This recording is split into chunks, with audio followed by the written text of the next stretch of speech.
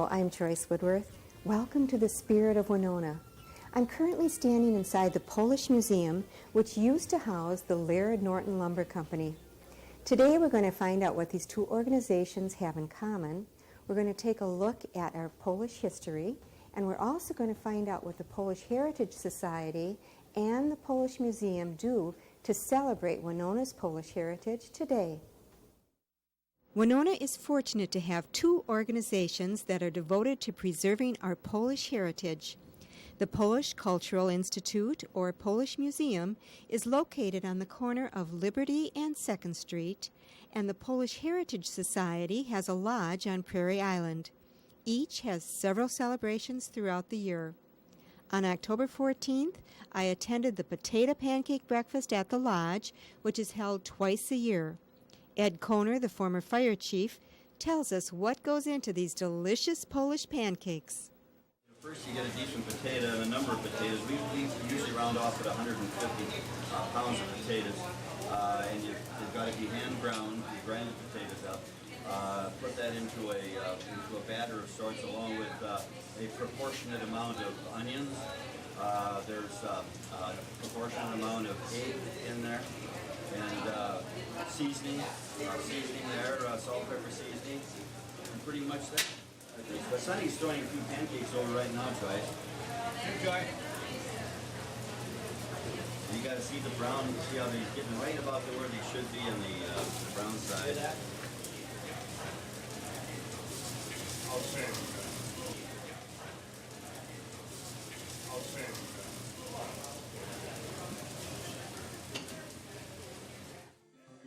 On that same Sunday, October 14th, the Polish Museum was celebrating Applefest.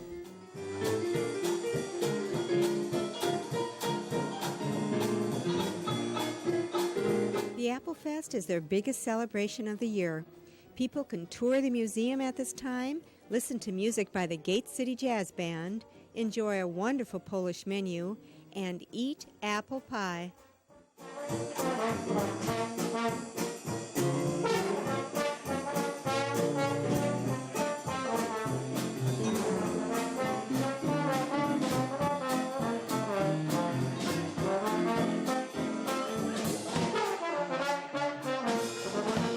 Presently standing with Jane Sura inside the tea house here at the Polish Museum. And Jane is one of the bakers today at the Apple Festival. Hi, Jane. Hi. Tell me about your pies. Did you bake all the pies? Not all of them, but I did make 25 of them.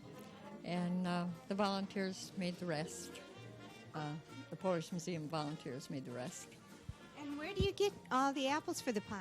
The apples are donated by the Polish Museum. Father Brisa has an apple orchard out near Pickwick, I believe, and he supplies us with the apples for nothing to bake the pies. They look absolutely beautiful. So how many volunteers are actually involved baking all the pies? Oh, I would say there's 20, 25 people.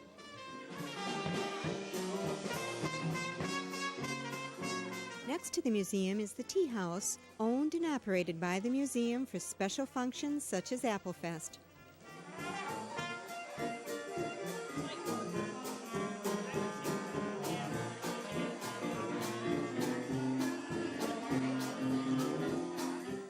A beer tent is set up in the backyard, and Polish food is sold.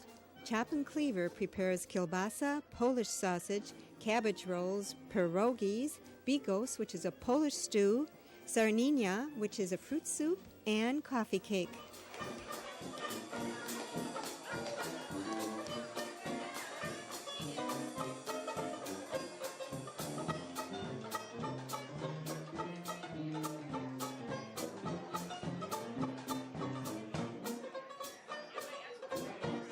The Polish Museum was established in 1976 by Father Paul Brisa, a Polish Winona native who has made preserving Winona's Polish heritage his life's work.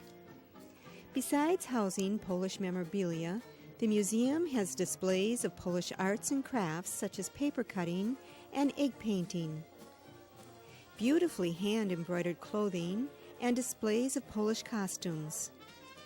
Don Morrison, who helps run and maintain the building, tells about the unique floor.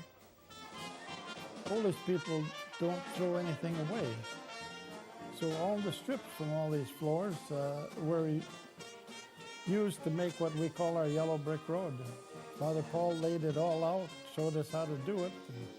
And then a fellow from retired butter maker from Elba did most of the flooring. So you just pieced it together with scraps? Piece by piece, just scraps. Scraps that would normally be thrown in the woodpile or put in the fire. The beautiful floor leads through a doorway that holds massive oak doors that came from St. Stanislaus Church. The room beyond houses a wonderful doll collection contributed by a Polish woman with the name of Wojciechowski. The walls of this room are 26 inches thick and wrap around a space that used to be the vault of the Laird Norton Lumber Company. Why did they have such a big vault? Well, we couldn't figure that out at first, but then it was before paper money, and so they paid everybody with gold. And so they stored a lot of gold here. They paid for their lumber with their trees with gold. They paid their help with gold. The ceiling above the gift shop is painted in a traditional folk art design of Poland called Malowany Domy. There was a young man here that was working here when they were remodeling and fixing this up, and he lived in the basement. He was a real good painter. He painted about half the ceiling, then left. He had to go to the University of Minnesota. So the ladies decided that they wanted to finish it. Each one of them picked a board that they wanted to use the flowers from a different area in Poland, and then they put them all up later. I call it Polish rose mauling. I'm familiar with the Norwegian rose mauling. And every country, I think, has something like that. And the story is that you would find one pattern in a house in Poland, but not all those different patterns. It seems fitting to me that the Polish culture has taken over the original building of the Laird Norton Lumber Company. Father Paul Briza, the founder of the museum, tells us why. Father, tell me, what is the connection between the Polish people and the Laird Norton Lumber Company? Before 1910, from about 1860, we were their labor supply. There were 2,000 people involved in the sawmills in Winona, and 1,200 were Polish. I think the other 800 probably took the money home, but I think we did the work. The first Polish people came here in 1855, and they probably were solicited by the people that owned Winona at the time. It was still a very tiny community of only 200, and the people who owned those 4 sections that Winona was split into would advertise on the East Coast or in Europe to say, land's available, jobs are plentiful, and a couple of them came here.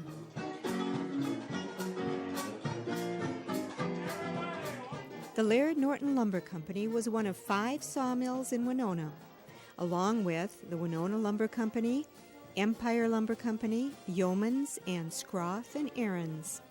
The 1,200 Poles worked 12-hour days and made $1.25 a day, which was considered an excellent wage at that time. They worked in the bluffs, logging the trees, and on the log rafts of the Mississippi River that may cover 2 to 3 acres of logs. They worked in the sawmills and the finished woodworking shops.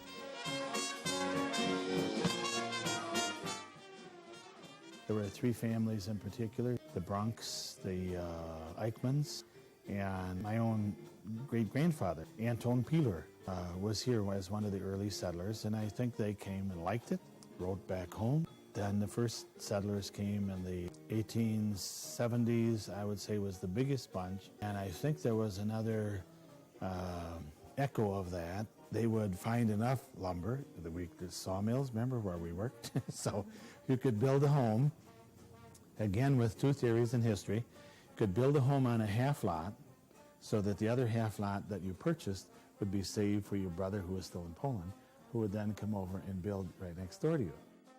And that's why in the East End you find so many homes that have only one sidewalk between them, those half-lot homes.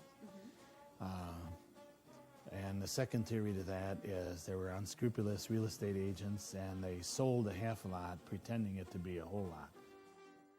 The Polish neighborhood starts from the corner we're on and goes down second in front and about diagonally toward the Sugarloaf. So that whole section is what we call the East End, and that's where the Polish people live. In 1894, the Polish people in the East End of Winona erected the magnificent St. Stanislaus Parish Church. There's a second Polish group worked with another sawmill and a finishing mill up in the West End, and they eventually formed St. Casimir's Parish in 1906. But St. Casimir's Parish came at the end of the sawmill reign, and the sawmills pretty much closed down by 1910. St. Casimir's was set up as a mission to St. Stan's because they would walk on Sunday mornings all the way to St. Stan's and then all the way back home. 20 below zero, Catholics never missed their Mass on Sundays. How many people during that time, probably from 1855 to maybe 1910 when Winona was first being settled, how many Polish people do you suppose immigrated to Winona? By the time of the turn of the century, Winona already had a population that it has basically today, about 24,000. It's a little bit, it's 3,000 bigger than that today, but we always figured that 20% of those people were Polish. So if they came in the 70s and they were still alive, and they, at the turn of the century, which would only be 30 years, we obviously had 6,000 to 8,000 people that came from Poland. And that would be about the right number that was alive at the time. What do you suppose our population of Polish people is today? Same thing. You mentioned that there was a group of Polish people centered around St. Casimir's Church in the West End, and then the ones centered around St. Stanislaus Church in the East End in Winona. Were they from the same areas in Poland, or were they two different groups? No, they're from the same areas, Okay. basically. Winona still has, I would say 85% of the Polish people in Winona are Kashubian Polish. Those two groups are the same. You have to go across the river to find the other group, basically. And tell me what the two groups are. One's Kashubian and The other is one is Silesian, Silesian. basically. What's the difference between those two groups? Origin, we're northern Poland up along the Baltic, they're southern Poland. Let me go back to when the Polish people were living in Poland. Tell me, why did they want to leave their country in Poland and come We to were the in United Poland States? at the time, so. Since the French Revolution in 1795, Poland was a non-entity until the Treaty of Versailles in 1918. We were absorbed by Russia, Prussia, and Austria. Russia on the east, Prussia on the west, and Austria on the south. And so whatever you did, wherever you served, you were in someone else's army, you were paying taxes to somebody else's government. It was quite obnoxious from the stories that I've heard. Many of our immigrants were in the Polish army, not the Polish army, obviously, the Prussian army, but were bothered continually by that, and they said that that was probably their main reason for leaving. So most of the people that settled in Winona then were Kashubian Polish? Okay, what did the Kashubian Polish bring to Winona? They came in the hold of the boat. They brought whatever they had in their head. We didn't even bring those big trunks. They could keep a little box. In there they'd have a prayer book, they'd have some medications, and they'd have enough to eat for 2 to 3 weeks, which it took to come across. The only thing that was left, which I do have in the back room, is I have a lot of those original prayer books. But So they brought their prayer books, they brought their skills on as their back. and their skills as a their laborer. skills, their intuitions, their abilities, their talents, even though they couldn't be practiced. And so they've always considered us to be laborers, but the talents couldn't be exercised. So since the museum has started, we found that people came here with abilities as pharmacists, as nurses, very well qualified as musicians. Some of our original pictures have them with all kinds of instruments, flugelhorns and uniforms, and they look very prominent and outstanding, but it couldn't be used anyplace.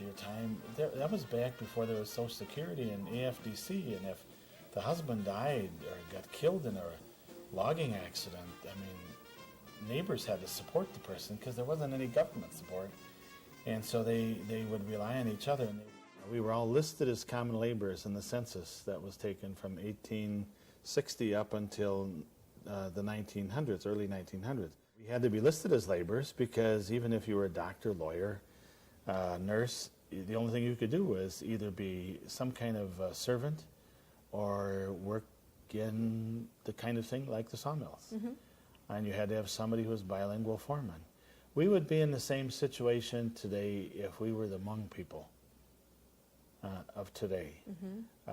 Totally foreign language that nobody else understands. We had customs that nobody understood, and we were kind of categorized as being just people that needed help.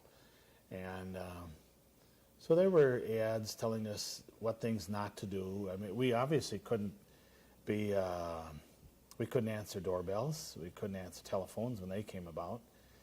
So we had to do more things like laundry, cleaning, fixing. We were the laborers of the day. In 1974, Dr. William Krueger and Dr. Leo Oklamovich, professors at St. Mary's College, began to research the individuality of some of Winonan's most prominent Poles. And from this recognition grew the Polish Heritage Society.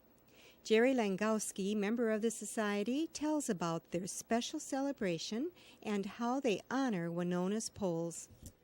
Because of people like Dr. Krueger and Oklamovich and Dr. Kaliska, we found out that we really had a gold mine here that we did not know about. And much of it is expressed in the accomplishments of the people who are in back of me on these plaques. 15 or 20 years ago, we decided that we would honor every May. We celebrate May Days, which is the traditional national holiday, May 3rd in Poland. It's called Constitution Day there, and it's celebrated by the Polonia all over the world. And it's the equivalent to the 4th of July in the United States. We commemorate this May 3rd, well, every year. That's our May Days. You see the banners hanging on the streets and so forth. We have our dinner at Westfield generally, and we have this Polish Hall of Fame nominee presented at that time. The Polish Hall of Fame currently holds 31 prominent Winona Poles who have been chosen because of the mark they have made on the entire Polish community and for promoting their heritage. Jerry talks about 3 of the Hall of Famers that provided employment for the Poles after the lumber industry left and continue to do so today. 1905, the lumber ran out in the Great Chippewa Forest in Wisconsin. And all of the lumber barons, the Lairds, the Nortons, the Lucases, they all left. And they threw their money with Frederick Weyerhaeuser of St. Paul, and they went to Boise Cascade in the Pacific Northwest. You know, Charmin, tissue paper, all that kind of stuff. Okay, there was nothing here. Can you imagine the lumber industry just going in 1 year? And they left a few lumber yards. Of course, they still have a couple here in Winona. But there was a fellow down on Mankato Avenue, an immigrant named Michael Bamanek. He liked to putz around in his garage with little stuff. And he had 4 or 5 sons, okay? And all of a sudden, 3 of these sons formed what was to become the Peerless Chain Company in Winona, one of the biggest producers of tire chain. And the Bamaneks were the ones that invented the tire chain. The regular links didn't work, because when you shoved the brakes on, the car would swerve to the right or to the left. So Joe Bamanek went in, he took all the flawed links that were twisted and put them together, and that's how they discovered this. The 3 Bamanek brothers are right here. We went from Peerless Chain. 20 years later, this genius, born over in Pine Creek or someplace, that man invented the hop-toe digger, the thing that digs the thing where they put the cables along the highway. Other Hall of Famers include Hironin Durdowski, a poet and editor of the Viaris newspaper. Pete Edel brought the Winona Chiefs to town. Father Grabowski served St. Kazimierz Church, and Monsignor Paklowski served the Polish of Winona for 38 years. William Gillespie, mayor and president of Winona Heating and Ventilating, his son also an active Polish promoter. Dr. Aurelius Mays, mayor and dentist. Joe Jerezek, prominent merchant. Andrew Lipinski, deputy registrar. Leonard Sloggy, prominent businessman. Judge Libra, Judge Brusky, and Judge McGill. Violet Fredrickson, history teacher. Leon Bronk, U.S. postmaster. Michael Bamanek, athlete and coach. Sylvester Crisco, banker and philanthropist. Henry Jaseski, insurance man and benefactor. Frank Vakowiak, art education. And Frank Janikowski, who served our country valiantly at Pearl Harbor. Father Briza, what were the Polish people like when they came over here? Oh, I'm glad you asked. Yeah, oh, good. The same way we are today. We are nonverbal, believe it or not, with me rambling like this. We were intuitive, very musically oriented. We are the kind of people that have songs in their head continually. Even though the music isn't being played anyplace, it's just there. We were famous to be wood carvers. You don't see that much anymore.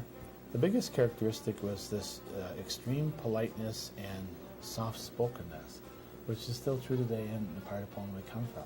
I was so impressed by the fact that you never enter a door before the Polish person who will rush ahead to get the door and ask you please to come through it. The big dumb Polak who played football, or the Polish embassy in Winona, you know, the club where you had to be kind of half blitzed to be able to say anything. That is so untrue that it's almost difficult to live down. To be a true Polish person, he would have been an absolute gentleman, and he and his wife would be characteristically very reserved and quiet. And part of the reason for being reserved is we can tell you what you're thinking before you talk to us, which we kind of enjoy. Long before there were telephones in Winona, the Polish people would communicate with each other. And now, I'm sure this is debatable, but we never called the friends we had, the Silesian friends we had in Independence, to go and visit. But the food would be already on the stove, waiting for us to be there because they knew we were coming that day. Now, how you do that, that takes a lot of practice. But we are very intuitive, and that comes with being quiet. So we're supposed to be quite quiet, reserved, and polite. And that would be the sign of a true Polish gentleman, true Polish lady. And my parents and grandparents always emphasized that. So, does that answer? It certainly Good. does. Now I understand myself better. Great. This has been Joyce Woodworth at the Polish Museum. Thank you for joining me today. Till next week, enjoy the Spirit of Winona.